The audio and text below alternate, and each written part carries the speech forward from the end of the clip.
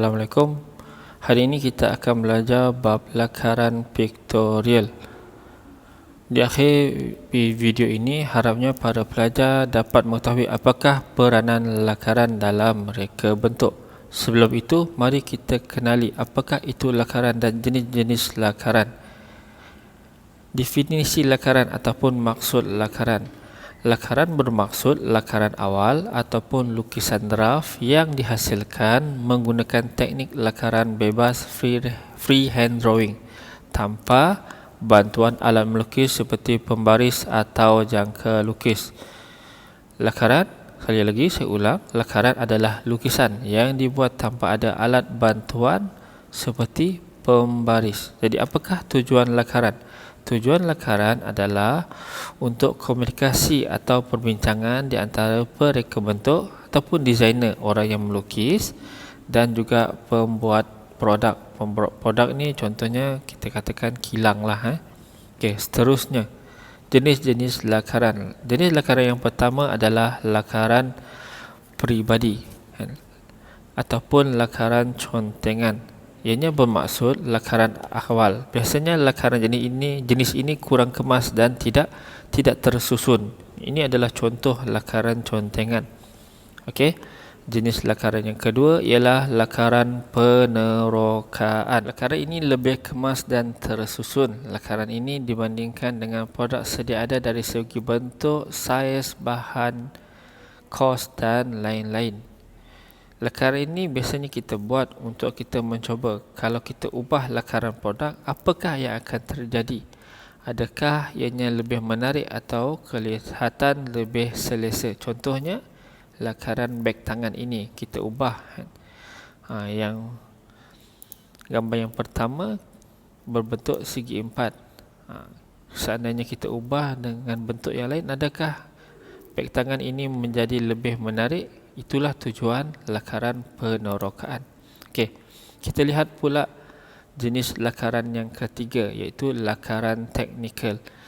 Lakaran teknikal ialah lakaran ceraian pada pelbagai sudut pandang. Apakah contoh lakaran ceraian? Apakah itu lakaran ceraian? Ini adalah contoh lakaran ceraian di mana kita asingkan, kita pisahkan sesuatu produk supaya kita boleh lihat daripada pelbagai sudut pandang. Kita boleh tengok apakah yang berada di dalam, di atas, daripada sudut kanan ataupun sudut kiri. Okay. Lakaran teknikal memberi gambaran yang tepat bagi sesuatu reka bentuk. Apakah maksud gambaran yang tepat? Contohnya di sini, lakaran sebuah produk. Lakaran ini memberikan tinggi yang sebenar bagi sesebuah produk. Jadi itulah maksud gambaran yang tepat. Jenis lakaran yang keempat ialah lakaran perkembangan idea. Lakaran ini menunjukkan lakaran awal sehingga lakaran akhir reka bentuk. Contohnya di sini, ini adalah rupa untuk lakaran awal. Dan ini ialah rupa untuk lakaran akhir. Biasanya lakaran akhir menunjukkan gambaran yang sebenar bagaimanakah produk itu akan dihasilkan. Okey, ini adalah jenis lakaran yang keempat. Okey, terlihat pula jenis lakaran yang kelima, iaitu lakaran persembahan. Lakaran persembahan dibuat untuk membantu pelanggan memahami konsep rekaan yang dibuat oleh mereka. Contohnya untuk handbag tangan ini, konsep untuk beg tangan ini adalah konsep kerang. Jenis lakaran yang keenam ialah lakaran digital. Biasanya lakaran digital dibuat menggunakan komputer dengan aplikasi terkini untuk menghasilkan lakaran yang menarik dan terkini. Jadi itu adalah jenis-jenis lakaran. Jadi ada berapa tadi jenis lakaran? Ada 6 semuanya. Okay, harapnya para pelajar boleh ingat apakah keenam jenis-jenis lakaran yang kita pelajari tadi. Okey, seterusnya ialah kita akan belajar berkaitan peranan lakaran dalam reka bentuk. Apakah maksud peranan? Peranan ini bermaksud tujuan ataupun sebab. Okey. Jadi ada 5 peranan lakaran dalam reka bentuk. Yang pertama ialah mempercepat pembangunan konsep. Yang kedua, asas komposisi untuk ilustrasi. Yang ketiga, medium komunikasi pelanggan.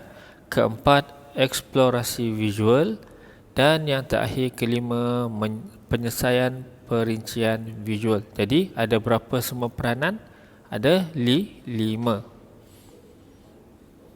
Kita belajar peranan yang pertama, iaitu mempercepat pembangunan konsep. Lakaran adalah kaedah terbaik untuk meneroka konsep bagi menunjukkan gambaran pereka. Kita gunakan gambar yang tadi di mana konsep idea di sini kita membuat sebuah beg dengan konsep sebuah kerang. Jadi apabila kita ada idea, antara cara yang cepat untuk kita membuat sesuatu produk menggunakan konsep idea kita adalah dengan membuat sebuah lakaran ataupun lukisan. Okey, peranan yang kedua ialah asas komposisi untuk ilustrasi. Jadi apabila kita ada idea, mudah untuk kita menceritakan apakah asas komposisi terhadap idea kita. Apakah itu komposisi? Komposisi ini ialah bermaksud bahan-bahan ataupun bahagian-bahagian yang melengkapi sesebuah produk. Contohnya produk di sini di hadapan kita adalah sebuah kereta. Apakah komposisi bagi sebuah kereta ataupun bahagian-bahagian sebuah kereta? Lampu sisi kereta, cermin sisi kereta, lampu kereta, tempat duduk kereta, tayar kereta. Itu adalah komposisi bagi sebuah kereta. Okey, kita belajar tentang peranan yang ketiga pula, iaitu medium komunikasi pelanggan. Jadi apabila kita ada sebuah lakaran, mudah untuk kita berbincang bersama pelanggan bagaimanakah reka bentuk produk yang akan dihasilkan. Okey. Peranan yang seterusnya, eksplorasi visual. Eksplorasi visual ini seperti mana lakaran penerokaan. Ianya bermaksud kita boleh mencuba jenis-jenis lakaran. Contohnya di sini, ini adalah sebuah kereta. Jadi kita boleh explore, kita boleh cuba. Seandainya kita buat lampu kereta berbentuk macam ini, adakah kereta ini akan berbentuk lebih menarik? Ataupun jika kita ubah rim kereta ini, bagaimanakah hasil akhir kereta ini? Adakah ianya lebih cantik ataupun tidak? Jadi itu adalah eksplorasi visual. Peranan lakaran dalam reka bentuk yang terakhir ialah penyelesaian perincian visual. Visual, satu yang kita lihat, gambar yang kita lihat. Okey. Perincian terhadap lakaran pembangunan konsep yang telah dibuat pada awal percambahan idea. Ianya bermaksud di sini, tujuannya adalah supaya lakaran akhir kita ianya menepati konsep asal produk ini hendak dibuat. Contohnya, kita hendak membuat sebuah produk yang mempunyai konsep sebuah kerang. Contohnya tadi beg tangan mempunyai konsep sebuah kerang. Jadi perincian di sini akan membantu kita untuk memastikan lakaran akhir produk kita ianya masih mempunyai konsep sebuah kerang. Jadi perincian ini berlaku dengan penerangan terhadap elemen, prinsip dan bahan yang digunakan pada lakaran supaya ianya memudahkan mereka melakukan proses pembangunan reka bentuk. Okey, hasil lakaran akan dihalusi dengan lakaran digital. Jadi itulah 5 peranan lakaran dalam reka bentuk. Iaitu yang pertama tadi iaitu mempercepat pembangunan konsep, asas komposisi untuk ilustrasi, medium komunikasi pelanggan, eksplorasi visual, dan yang terakhir yang kelima iaitu penyelesaian perincian visual. Harapnya selepas melihat video ini para pelajar boleh ingat apakah peranan lakaran dalam reka bentuk. Jadi itu saja untuk hari ini. Sekian, terima kasih.